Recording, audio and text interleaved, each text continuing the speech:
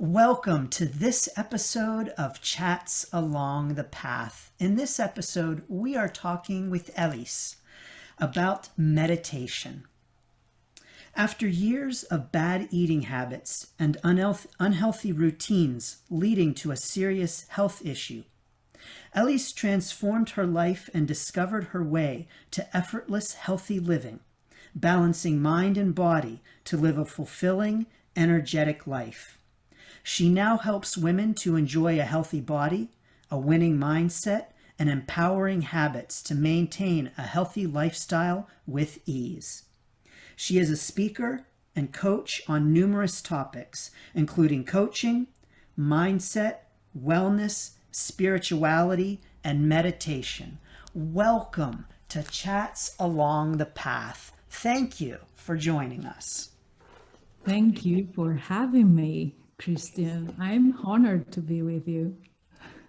Oh, thank you so much. So please, let's just start by having you tell us about yourself and about your path, and then we'll get into talking about meditation and how that has shaped your path and influenced you. So, you already said a lot of beautiful things about me. Starting from what I am professionally speaking, yes, I am a healthy lifestyle coach. I am an NLP master practitioner. I work with people, fantastic, amazing people from all around the world, from so many different walks of life. And I just stand next to them, supporting them and cheering on them to enhance. They are on this journey to enhance their energy. And with energy, I mean that positive energy that means health, that means strength, that means a thriving life on their terms, of course. But above all, I try to support them in balancing mind, body, and spirit to live a life, that makes a difference on their own terms. And with these, I mean, with that consciousness of being alive, being healthy, because so many times during our day, our daytime, we just slip out of consciousness, and we just sometimes survive or try to adjust ourselves to circumstances, whether we like them or not. Just try to go through the day. And this is not healthy. This is not a thriving life. This is just survival.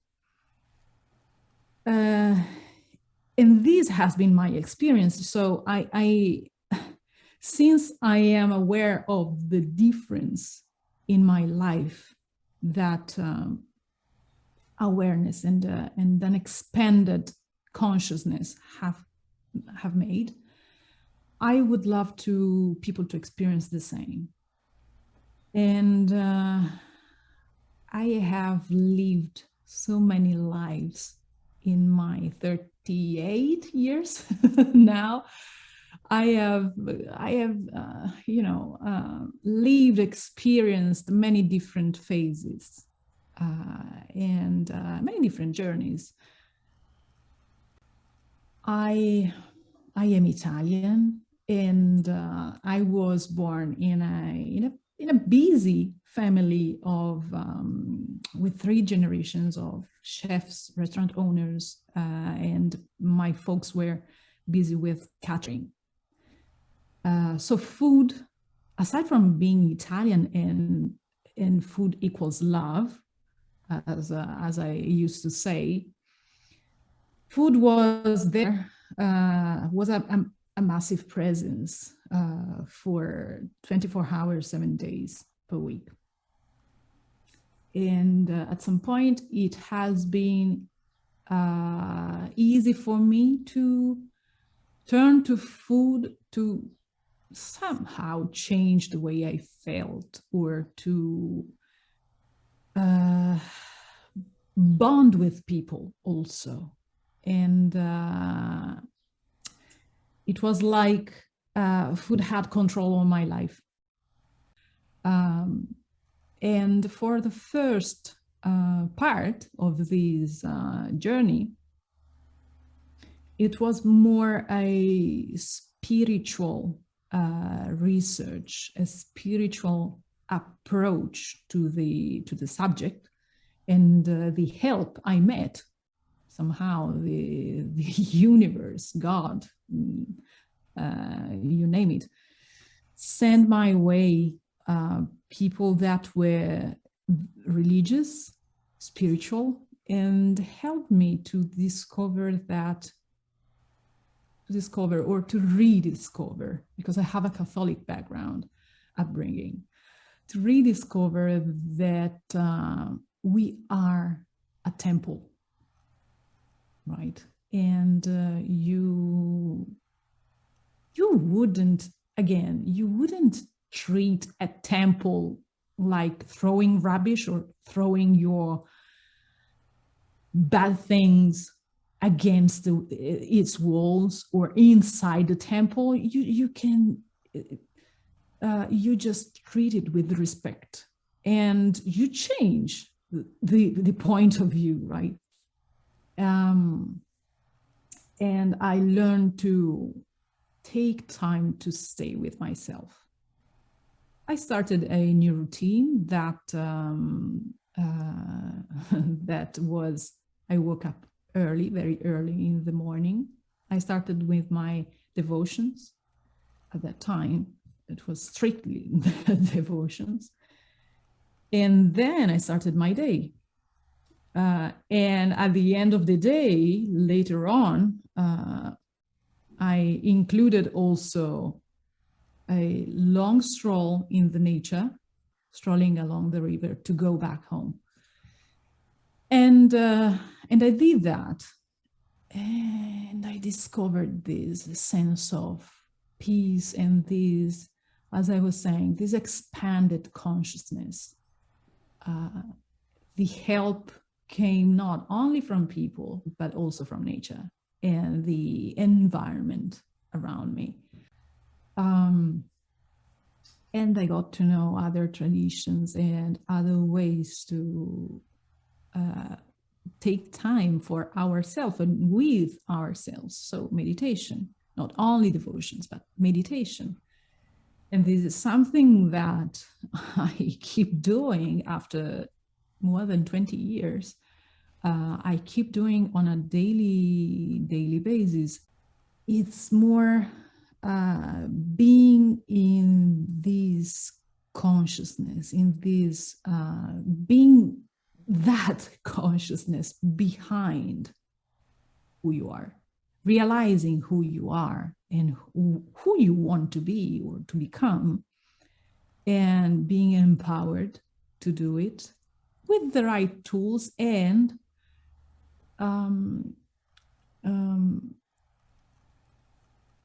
overcoming that duality that so often we see in our Western world, that is mind or body. It's not or, it's and. Mind and body. Mind, body, and your spirit. The energy that gives you life. So it's this wholeness, unity. This is, for me, a healthy living. Yeah. Oh, great. Thank you so much. So, you talked about using tools to transform yourself, including those, beautiful walks along the river and meditation. Can you talk to us about the ways in which you used that practice of meditation, or even the silence of the very simple walk to help you get to where you are now in your life? Nowadays, I have different practices that I follow during my routine during my day. I used to have meditation still very early in the morning, as soon as I wake up, before starting with my activities. And this is my moment trying to give coherence to put myself in this state of coherence between my mind and my body. And it's the moment of creation for me at the beginning of the day, in the silent, still with the body that helps me, because it's still dark outside. And I have a very neat, precise circadian rhythm. So I know my times, and I try to hit that sweet spot when the melatonin metabolites are still active and give me the possibility to be awake, but not so awake. So my brain, so my body helped me with that, with sleeping in this state, sliding in this state of creation. And this is just at the beginning of my day. Then I start my activities. I have my breakfast, so I take energy in from food. Then I start my activity. I start my work. I engage with people and with situation and with the lives. Then I stop. I have my lunch break. Another short time for myself, if I can. If the weather is okay, I go out. Oh, I forgot something. Between breakfast and the start of the workday, I go out. So it's still early, not many people in the streets. I just go straight to the seafront, and I spend half an hour, 40 minutes walking with the ocean on my side and the fields on the other side. So it's just to have another injection of positive energy from the nature itself. Then I was saying I have my lunch break. If I can, I just go out to to move my body a bit. And then I come back, I restart my work, and I finish. Now I have a group of people, an online group of meditation. So some days I close my work day starting this group meditation with other people all around the world. Otherwise, I have my meditation by myself, where I gather the experiences of the day, and I just express, experience, and train also gratitude, because gratitude for me is one of the key elements of consciousness and also of creation, so it's one of the pillars for me, gratitude. And yeah, this is my meditation. It's the I don't know the which number point zero version of my meditation practice I am in. Probably the 10th version of my meditation, but it's like I have blended spirituality, my old devotions, prayers, and science all together in this mix. And I truly believe that. Yes, beautiful. Thank you. So it sounds to me like you are meditating, engaging in silence 3 times at least, of course, per day. So Yes. you're meditating once in the morning, then you're going on a walk along the beach. Of course, that in itself is very meditative. And then Yes. you're meditating at the end of the day with gratitude. So this is really incredible. You're taking so much time for meditation. So I have so many questions about this. Number one, when you're taking so much time for meditation, let's be real. I'm sure that lots of people are listening and saying, come on, through that much time, 3 times for meditation, isn't that stopping you from getting work done? Yeah, it's true. It's true.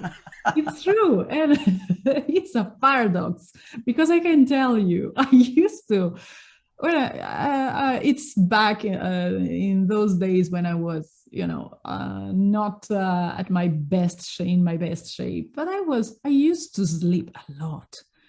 And it was like, if I do not have that amount of hours of sleep, I will ruin my day. I will be, I won't be able to do what I have to do. And I got up much later, and I was up until much later than I am now. Because if I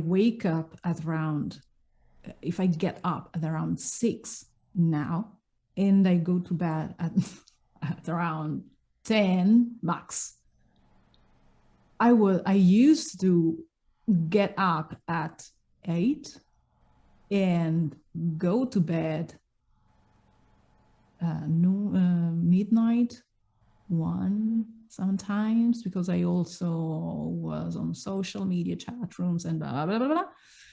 So the length of the day was shorter. But now that I sleep less, so to speak, quote, quote, now that I sleep less in the morning, I have so much more energy and I am so much more productive during the day. I go to bed at 10, following my metabolism and my natural cycle. But I can go to bed at midnight. I do not care much. And in the next morning, I still get up at 6. I mean, so it's not about how many hours you work per day, but how productive are those hours in your day. I am not sluggish. I am not lazy. I am not, also bored as I was. And I can go through the day smoothly and with strength, with that energy and that consciousness of myself and the respect of my body. When I have one of those days that naturally I do not feel at my best, I do respect my body. I do not push. I do not, I do not overdo. I do what I can with respect with my current state, and then I try to keep this contact, with this dialogue with my body, to monitor the energy that I feel within myself. And I have the tools to untrigger those situations where I get irritated because of today is a day where I have X appointments, I have X coaching calls, and I have to be at my best. So I get frustrated because, perhaps, I don't know, the weather triggered me in that way, and or we are women, so we have a monthly cycle. And it's one of those days where my body asks for attention, and I have to be gentle with that. And if I have X number of calls, X number of appointments, I won't push it. It won't. It could be counterproductive. I prefer to be honest with myself, with others, and I do what I can.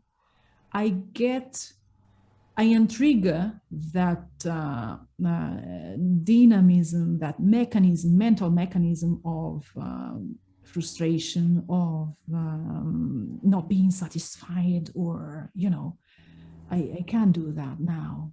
And I prefer to be gentle, to listen to myself, and to switch in that. Since I prefer to rest, I will spend that time of rest trying to align my body and mind to create something new, something that is within my potential, my current potentials.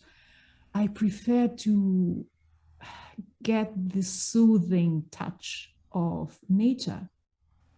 So if I cannot stroll, I just sit in front of the ocean and feel the vibes, absorb the energy of nature. And I spend the day like that. But again, I am more productive now that I dedicate time to these activities than I was before. And too often, not having time is an illusion. Time is a perception also that we have. We can lose the track of time, that well, while we meditate. We can just, oh my God, already 1 hour here. The perception is at the same time, like, I am here. I have been here for 5 minutes, and I have been here for a long time at the same time while we meditate. So time has more to do with our perception of it. And we spend so much time on social media, scrolling, mindless scrolling on Instagram, of TikTok, and on social media. It's like, oh yeah, I have 5 minutes and I want to decompress. I want to, just disconnect from my work. I will see what my friends have posted on Facebook. 5 minutes, 20 minutes. Half an hour later, it's already lunch break, it's already over, and I have to go back to work. And it's like, where have time, disappeared? So I think it's not about having time. You have the same amount of time that I have during a day. It's how we manage the activities that we schedule in that same time, how we manage our activities. We cannot manage time, we manage activities, and that's it. I don't have time. No, it's not true. You have the same time that, billions of people on this planet. So yeah, and of course, the energy, the state we are in, have a massive impact on how we manage the activities, not how we manage time, how we manage the activities. And at the end of the day, we can be deeply fulfilled with our day and how we spend our day, or We can be just frustrated, disappointed, and with that craving for more. We crave for more time, relationship. We live in cravings. Well, that's great. I love how you really talked about those moments in the day for meditation and silence as a reset, almost like recharging yourself in a way.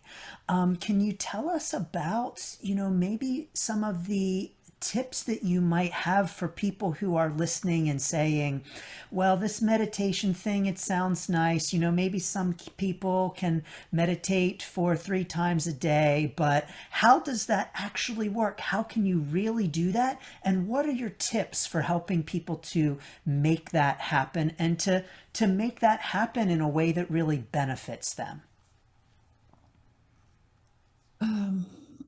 I usually do not have standard tips, but something is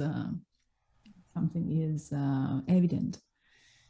That is one of the most important things is to start where we are with what we have, and with who we are. I could maintain my routine and my practices through so many lifestyle changes and so many phases of my lives, because of course 20 years and more are relatively big period of time. So life changes and we change. I could maintain those practices because I could adjust those practices to that routine, that events that shaped my routines. So when I was commuting, of course, when I was a commuter, of course, my life was so different from my current life, where I am solopreneur. I work from home. Of course, it's different. When I had to take care of my, I have a parent with heavy disabilities. When I have to take care of him, of course, the events shape my daily practices. But it's not that, I can't wake up that early and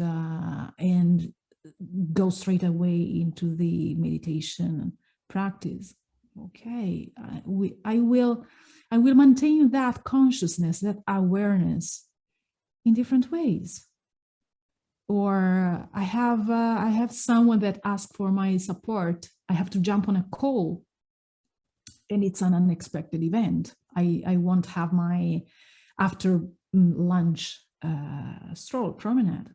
It's okay. I will do that later. So flexibility and flexibility is a winning aspect.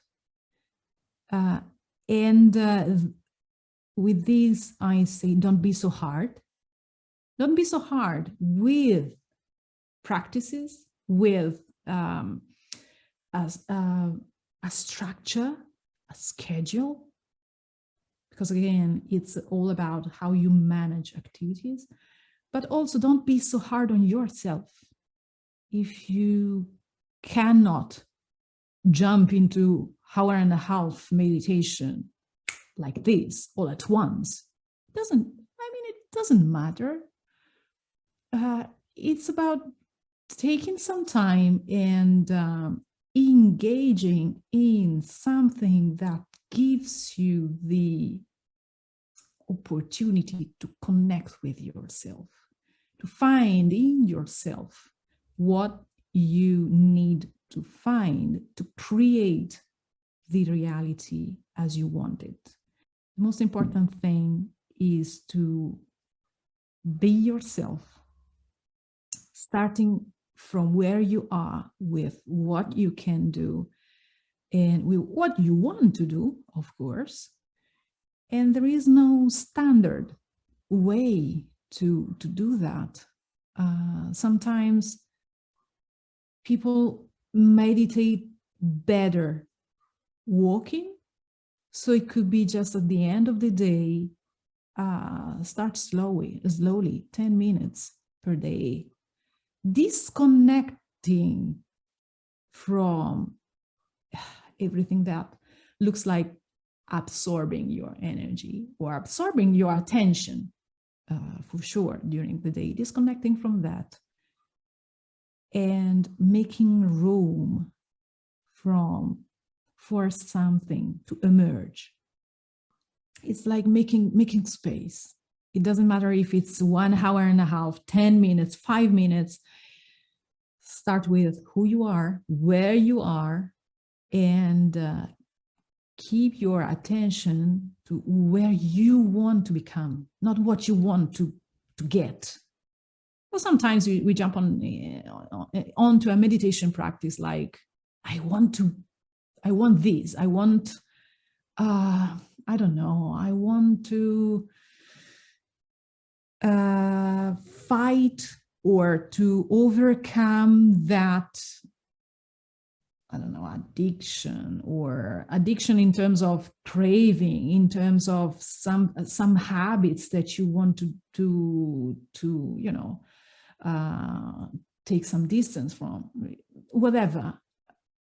It's not what you get from meditation, but who you become by practicing something or by doing something. Because meditation at the end of the day is a practice, is a habit.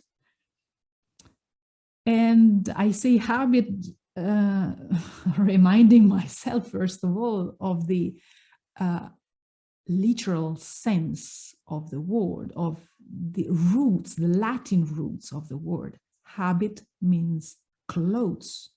So something that covers you, embrace you, and becomes a habit, becomes something that, you know, it's part of you.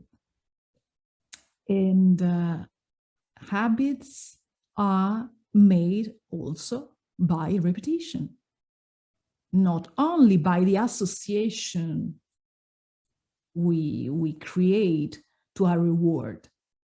Again, I want to meditate to be, you know, to control my anger, or to control for me it was to control my addiction, to my cravings. I want to, well, it's not about overcoming that and getting to that goal. It's who you become. So this is the association, the identity that leads, that is like the director of the orchestra. Identity is the center. Who I am, who I become with that will automatically bring those secondary effects and benefits.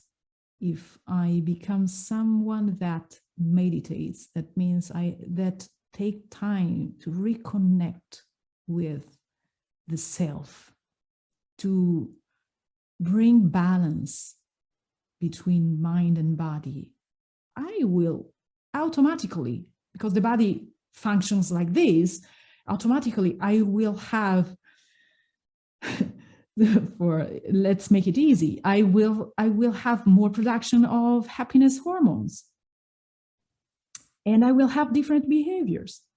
My anger will be automatically cut, detriggered. And so I became someone, but I did that by repetition. And the habit, to go back to what I was saying, a habit is made by association. So we associate that behavior to something, and by repetition, until you repeat it. Unless you repeat it, you won't form a habit. it will become just a temporary, occasional behavior. So these two aspects will form the meditation, and to repeat it, make it achievable. I wouldn't have started meditating by sitting still in silence for 90 minutes. It wouldn't be sustainable. And if I give myself a goal that is too hard or too big, it is not reasonable, sustainable, and achievable, it will be counterproductive. It will just bring more frustration and more disappointment, and that feeling that I'm not enough, I'm not good enough, I can't. So make it sustainable, make it easy, make it achievable, just achievable for who you are, where you are in this moment of your life. Start with something small, and then when it is established, go for something different, for something else. And I am sure that everyone can discover new ways in their lives. Meditation is something that evolves. It's not something that we do in the same way for our lives.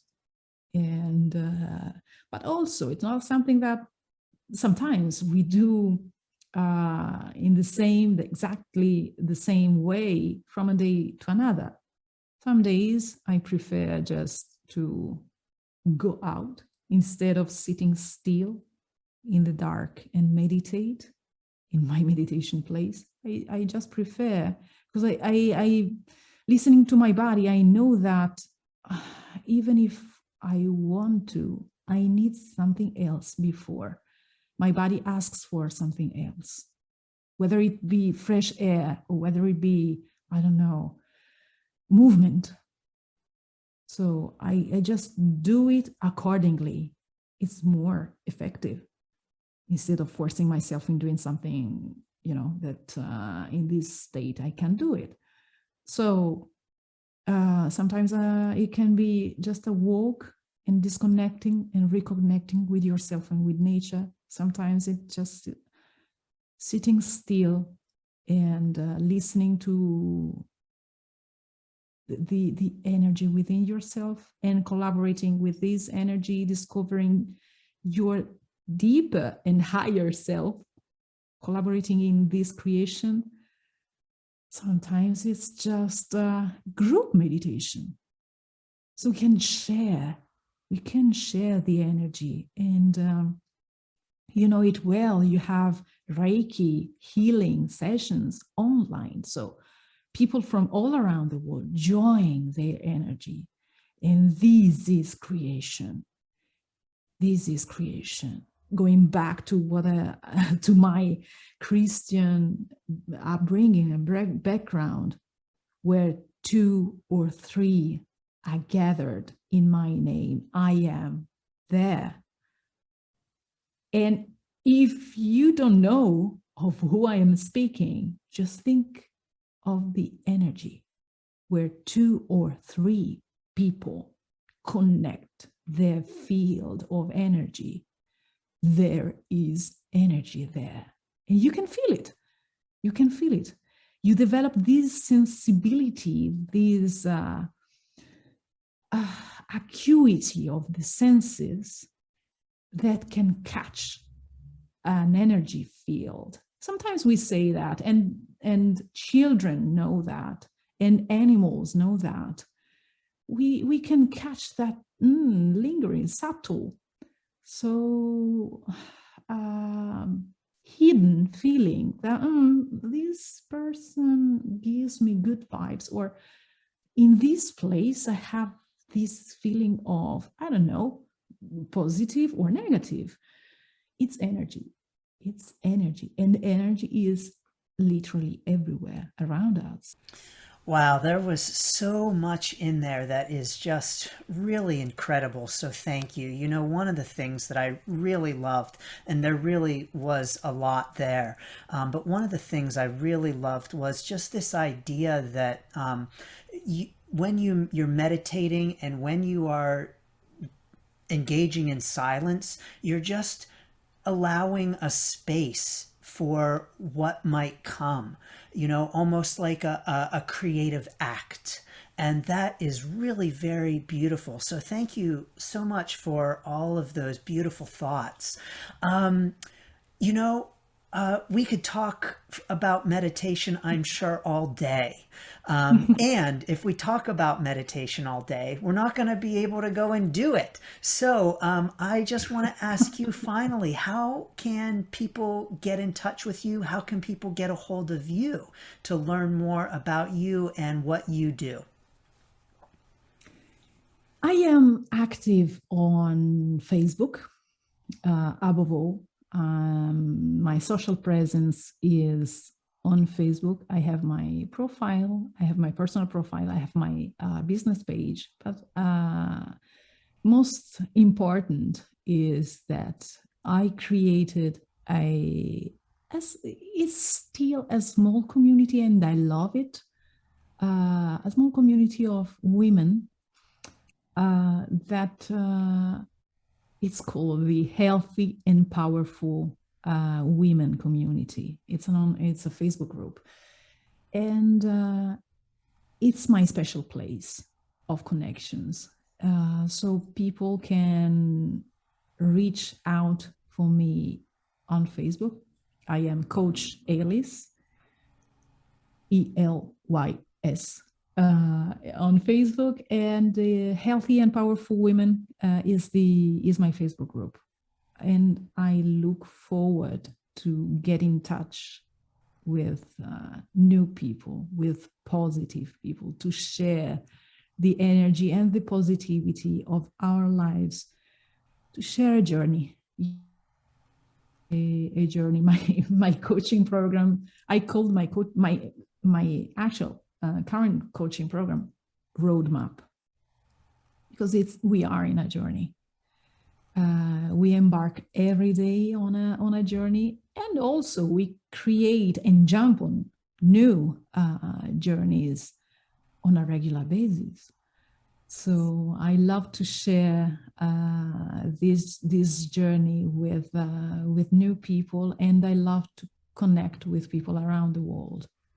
This is one of my blessings, I can say. Oh, beautiful. What a beautiful note to end on. Blessings. So, blessings to you. Thank you so much for joining us. To all those of you listening, thank you all so very much for joining us. And we send you blessings and best wishes for your journey. Thank you. Thank you, Christian.